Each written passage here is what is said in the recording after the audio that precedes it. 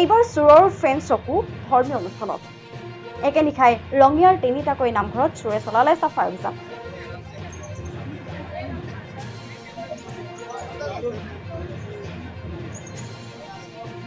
ৰঙিয়াৰ সমীপৰ চেনিমাৰী গাঁৱত যোৱা নিশা চোৰে নামঘৰৰ দানপাত্ৰৰ লগতে নামঘৰত থকা সোণ ৰূপ লৈ ওঝা হয়।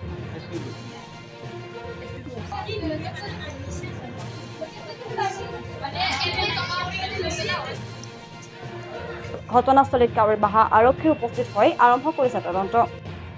এয়াই ভগৱানক ঈশ্বৰক ভয় নকৰে কাংশই।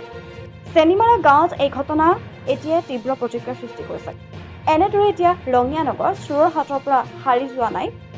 ব্যৱসায়িক প্ৰতিষ্ঠানৰ পৰা আৰম্ভ কৰি বিদ্যালয়ৰ ধৰ্মীয় অনুষ্ঠানসমূহ দুৰ্বৃত্তক অতি সোনকালেই কৰায়ত্ব কৰিবলৈ ৰাইজে দাবী জনায় আৰক্ষী প্ৰশাসনক। ৰঙিয়াৰ পৰা মইনুল হকৰ ৰিপৰ্ট, সংবাদ 365।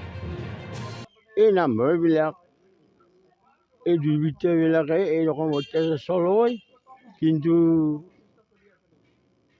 মই সেইকাৰণে কৈছোঁ আমাৰ যিজন আমাৰ এই মাননীয়া ভৱেশ কলিতা দেৱক মই অনুৰোধ কৰোঁ যাতে এই এটা সুব্যৱস্থা লয়। এয়ে তেখেতৰ ওচৰত মই অনুৰোধ আৰু নমস্কাৰ।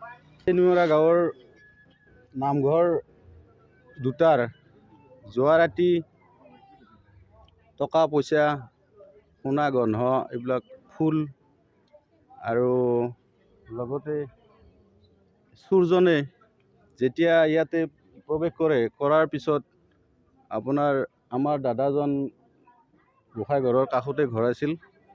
তেখেতে দেখা পায় বা গম পায়, পোৱাৰ পিছত চোৰজনে আমাৰ দাদাজনে এই আৱাজ দিয়াৰ পিছত চোৰজনে আকৌ মাতে ৰিপিট কৰি, এই আহ আহ আহ এনেকৈ মাতাৰ পিছত দাদাই আকৌ উপায় নাপাই পেলাই আকৌ ঘৰৰ ভিতৰত সোমাই যায়।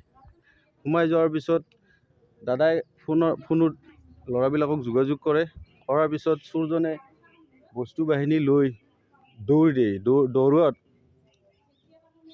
পিছে দৌৰত এই চোৰজনৰ চেণ্ডেল দুপাত, মুকচা এখন আৰু পলিথিন পইচা বা সোণাৰ ফুল নিয়াৰ কাৰণে নামঘৰত দান দিয়ে।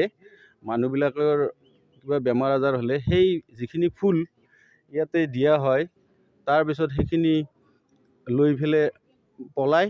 তাৰপিছত তাক খেদি আল্লাহ চকৰ কাষলৈকে যায়। যোৱাৰ পিছত আল্লাহ চকৰ এঘৰ মানুহৰ তাত এই চোৰজনে প্ৰৱেশ কৰাৰ পিছত আমাৰ দাদাহঁতে অলপমান বিচাৰ কৰি মানুহবিলাক গম দিয়াত চোৰজন কোন হয়, তেতিয়া আমাৰ দাদাৰ সৰু মাইনা এজনীয়ে কয়, মানুহজনক আনি দিলে মই চিনি পাম।